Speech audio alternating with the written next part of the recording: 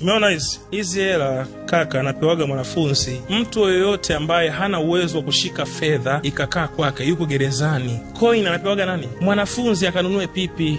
Nunua pipi shuleni mwanangu. Sawa, ununue hii madaftari mawili. Sawa. Hii hapa. Utanunua screen mtoto mdogo ndo anafanyaje? Anadanganywa na nini? Na coins. Mtu mzima apewi coin. Ndio maana mtu akitaka kukoroga vizuri anakuomba hela, kuombe hela kubwa, anakuomba namba 1000 na acha kujifanya una roho nzuri. Punguza. Angalia, wa kuwasaidia wako wengi. Vituo vya watoto yatima vipo vingi na unavijua. Sawa, toa hela yako kwa utaratibu.